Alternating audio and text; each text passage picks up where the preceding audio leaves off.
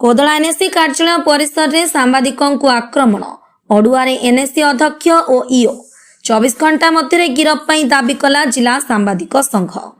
कार्यरत सांबादिकों को सरकारी कार्यालय परिसर में आक्रमण लहुलुहाण हो चिकित्सित होउछंती आहत सांबादिक। गंजाम जिला कोदला एनएससी कार्यालय परिसर में सांबादिक भगवान पाढ़ी को मरणात्मक आक्रमण घटना कोदला थाना रुजु होइछि मामला।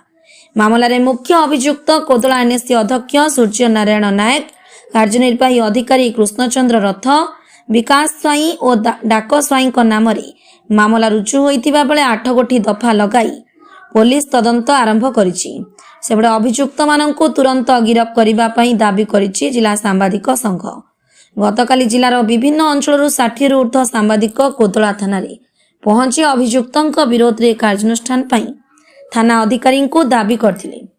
अभियुक्त माननकु 24 घंटा भितर गिरफ करा नगले गंजाम एसपी कार्यालय सम्मुख रे गणधारणा दियाजियो बोली चेतावनी देइछंती सांबादिक माने। एबडे सांबादिक भगवान पाढ़ी को आक्रमण बेलर सीसीटीवी फुटेज गायब हो जाइतिबा एक विश्वस्त सूत्ररू जणा पड़िछि। टेंडर प्रक्रिया चलिथिबा बेले घटना घटिथिला। एही समयर सीसीटीवी फुटेज गायब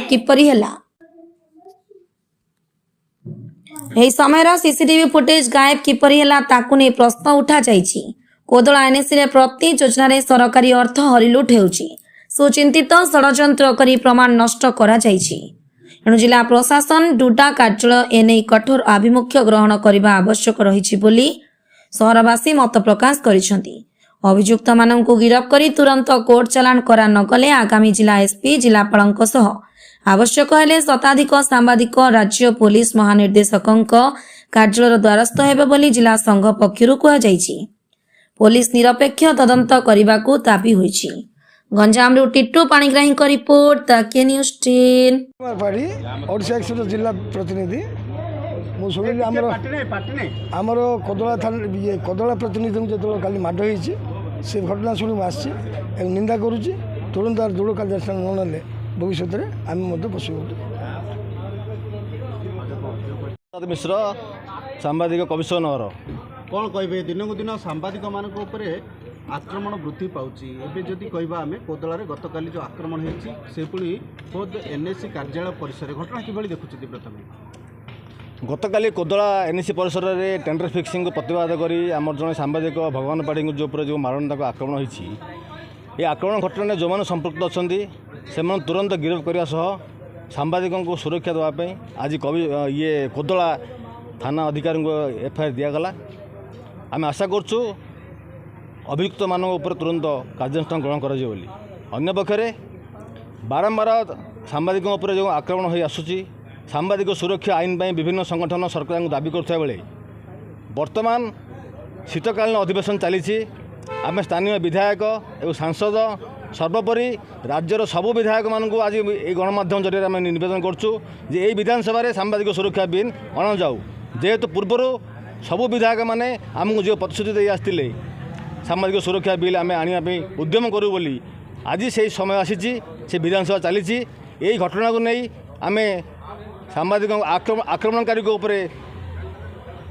तुरंत कार्यानुष्ठान ग्रहण करने सह सांबादिक सुरक्षा आईन पर आम आज दाबी करुँ। सांबादिक सुशांत पट्टनायक कोदला आज घटना उपर आप कौन कहे देखो गतकाली आम जो शुणा पाइलु कोदला अंचल जे सांबादिक भगवान पाढ़ी को आक्रमण होती गोड़ भांगी जाइए।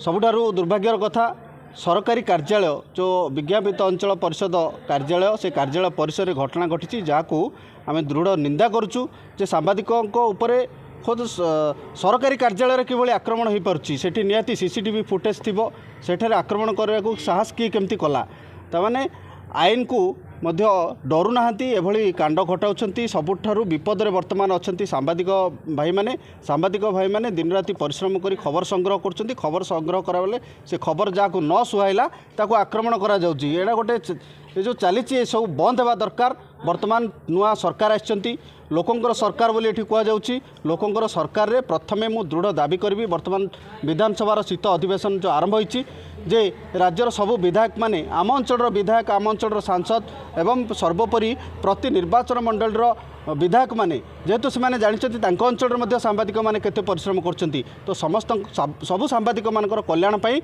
एक दृढ़ आईन अणा जाऊ सांबादिक मानक सुरक्षा प्रदान करबा होछि हमर प्रथम दाबी। ए मामला रे आमे कोदला थाना रे जो एफआईआर दिखाई मु अनुरोध करी गणमाध्यम जरिया थाना अधिकारी निरपेक्ष भाव घटनार तदंत करी सीसीटीवी फुटेज को अनुसंधान करी निरपेक्ष भाव घटनार तदंत करी जहाँ आईन अच्छी से प्रति कार्यानुष्ठान ग्रहण करतु। वरिष्ठ समाजर सांबादिक कौन कहे आज कोदला थाना परिसर में एत संख्यार सांबादिक रुंड होबार कौन कारण? गंजाम जिलार कोदला एनएसी परिसर भितर आम सांबादिक भगवान पाणी को जो बड़ी आक्रमण करागला आमे सांबादिक संघ तरफ दृढ़ निंदा कर तार प्रतिवाद स्वरूप आज आस्का थाना कोदला थाना एक लिखित अभियोग आमे दाबी करुचु जे निश्चित भाव ए केस को रेजिस्ट्रेशन करी ठीक रूपे इन्वेस्टिगेशन करी अपराधी को दंड दि जाऊ एवं आमे सबुबले जो लड़ाई करी आसीचु सांबादिक मानक सुरक्षा वर्तमान शीत अधिवेशन बसीचु जनहितकार सरकार बोली कहउचंती तेणु आमे निवेदन करुचु लोकप्रतिनिधि मानक विधायक स्थानीय विधायक टू आरंभ करी एमपी टू आरंभ करी समस्त को जे सांबादिक सुरक्षा आईन तुरंत ओडिशा रे कार्यकरा करा जाऊ नले एभली भाबे प्रत्येक दिन सांबादिक उपर आक्रमण हेब तेणु यही सांबादिक आक्रमण पाई आम सांबादिक मानकर एकता रहिबा सह न्याय पे आमर लड़ाई जारी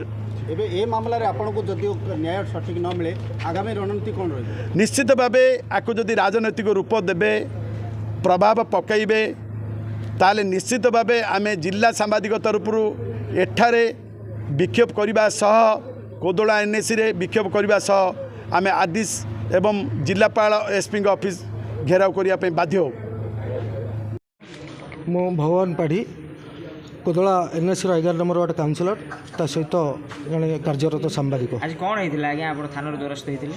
आज थाना को आसा कारण मत 27 तारिख दिन कोदला एनएसी रे गोटे 11टा टेंडर थिला ओपनिंग रो से महा जालियादी करते जहाँफल से यो सार को चेयरमैन को पचारदेला से धमकई जीवन में मारदेवा आ भर मुंड पर जीवन में मारदेवा धमक देते तापर गतकाली मो आरटीआई हिसाब से मागिली आरटीआई जो मागिली से मैंने आरटीआई रिपोर्ट को धरिक चेयरमैन एवं ईओ एवं तंकर किसी पोषा गुड्डा मैंने आनी मत एनएसी परिसर भितर गोड़े गोड़े बाड़े मो गोड़ पूरा फ्रैक्चर होती आंगुठी फ्रैक्चर होती मुझे कोदला थाना आईआईसी सहित भेट हली एवं मुझे मोर जहाँ अभियोग था से कहते कोदला एनएसी परिसर में सीसीटीवी फुटेज जांच करके यथाशीघ्र कार्यानुष्ठान ने